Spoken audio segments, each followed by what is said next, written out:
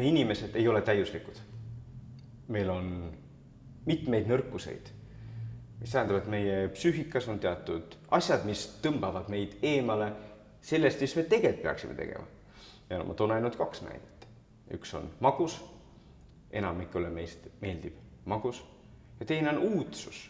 See, et mingi stiimul või asi on meie jaoks uus. Iseenesest need ei ole halvad asjad. Näiteks võtame selle uudsuse.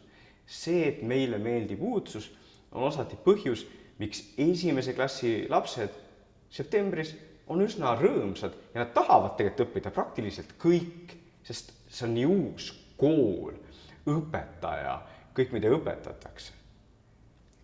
Ja, aga nii magusaga kui ka uudsusega saab üle pingutada. Ja kui me magusaga üle pingutame, siis võib olla nii, et asjad, mis meile varem tundusid head, on nüüd igavad. Kujutame ette, võib-olla varem läksime hea meelega pähkleid, aga nüüd sööme ainult šokolaadikomme. Umbes sama asi on kui uudsusega. Ja siin tulevadki mängu nutiseadmed. Et nutiseadmed pakuvad väga tõhusalt, väga kiiresti ja lihtsalt, väga palju uudsust. See on võimalik lihtsalt pöidla liigutusega liikuda ühest maailmast teise, näha midagi superstaaride kohta, mingisugust naljakat meemi, mingit järgmist videot, eks. Nad on disainitud andma väga palju uudsust väga kiiresti. Nüüd see probleem on, et siis selle kunstlikult väga võimsa uudsuse kõrval see, mis õpetaja räägib, on igav. Mitte seetõttu, et õpetaja oleks halb, vaid see võrdluspunkt on teistmoodi. Ja ka see, mis siis vahetunnis toimub, kus sa räägid teiste õpilastega, see võib ka tunduda igav. Jällegi mitte, sest mitte, et ta on igav, vaid seetõttu, et see võrdluspunkt on niimoodi väga kunstlikult kaugele viidud. Nii et see on see nutiseadmete needus, et nagu liiga palju magusat, ta muudab meie aju ja seeläbi muudab õpilased vähem vastuvõtlikuks tunnis, aga ka vähem paneb tegema neid tavalisi laste asju seal vahetunnis. Õppimine on raske protsess. Ta vajab seda, et aju sees ühendusi muudetaks, ta vajab seda, et meie teadmiste struktuuri tehtaks ümber.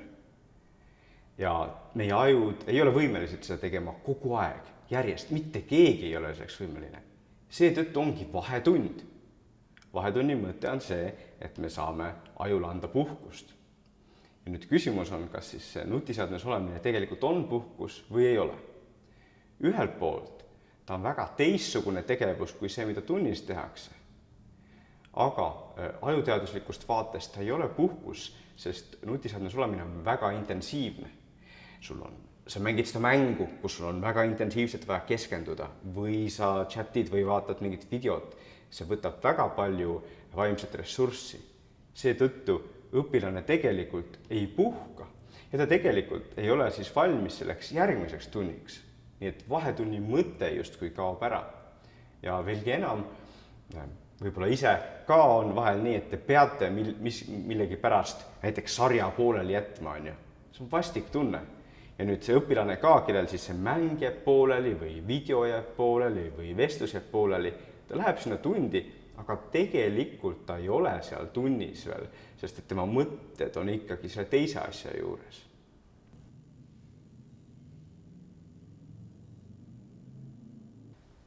Kui kool tahab sellist muutust ellu viia, siis ei peaks olema ilmtingimata läbi reeglite ja käskude, vaid pigem nii, et me ütleme õpilasele. Me selgitame, miks me neid muutuseid teeme ja mitte ei ütle, et nii, siin meie nüüd keelame, vaid me ütleme, et see on meie identiteet. Meie kool on selline, et me tõstame kõige kõrgemasse väärtusesse õppimise. Et seda teha, me peame nutiseadmed ära panema. Mida me tahaksime tegelikult ongi see, et nagu see noor inimene, kes näiteks koridoris, kus on nutiseadme vabadus, hakkab välja võtma nutiseadet, ta tunneb, et teised noored nagu ei pea seda heaks. See on see, mida me tahame, et meil on see nii-öelda noorte omavaheline ühiskondlik nagu kokkulepe, et nagu ei, siin me ei tee seda, meil on teistmoodi koht siin. Otse loomulikult on mõned, kes vaidlevad, otse loomulikult on mõned, kes seda käivad vetsus vaatamas, aga kui see on identiteet, siis on neid üha vähem, eks. Ühesõnaga, identiteet on tugevam kui käsk ja keeld.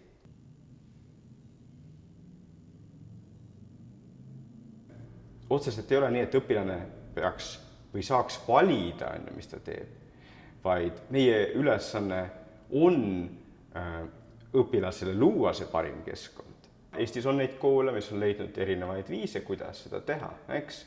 Et on siin meil ilus vaade, koridori, kuhu võib-olla saaks asju lisada, võib-olla siia ka varsti tulevad asjad, aga on koole, kus on pandudki ekstra mingisugust näiteks seintele tahvlid, kuhu õpilased saavad ise kirjutada luuletusi, kirjutavad ka lolluseid, aga vahet ei ole, sest tähtis on just see tegevus ja see, et sa teed midagi, kirjutad see on lollusi, keegi teine naerab, on ju, et see käib ka asja juurde.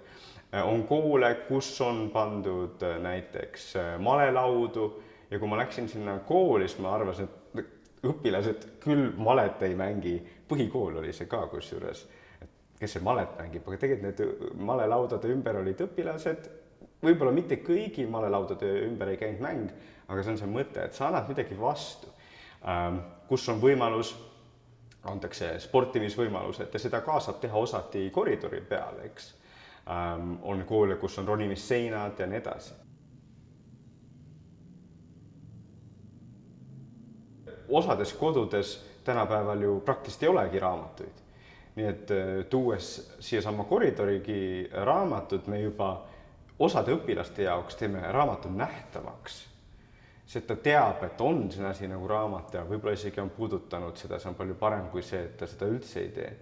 Ja otse loomulikult, kui me paneme raamatu koridori, siis tal võib juhtuda, et mõned kahjustused tulevad, midagi taolist, aga alati me peamegi mõtlema, et mis on see nii-öelda väärtuste nagu kulu ja tulu.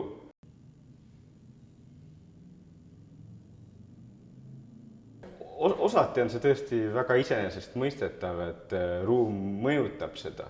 Meile kõigile meeldib ju pigem ikkagi töötada ruumis, mis on kena ja meeldib rohkem töötada ruumis, kus on ilusad suured aknad ja me näeme ilusat loodusvaadet, eks.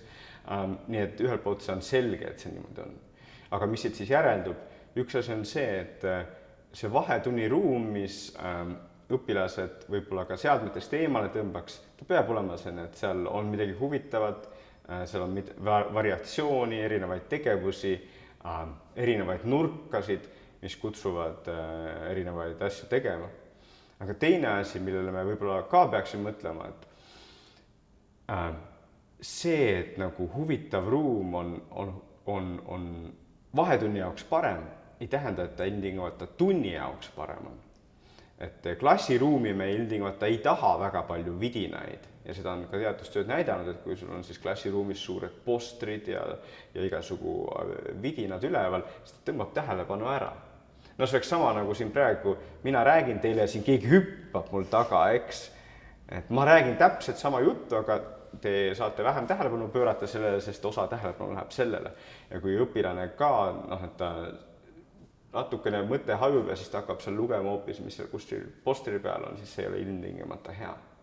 Nii et need asjad vahel on iseenesest mõistetavad, aga teinekord me peame ka aru saama, et õppimist määrab see inimese psühholoogia, see, mis meie ajus toimub ja seal õppimiskeskkonnas tegelikult me ei taha asjadega üle pingutada.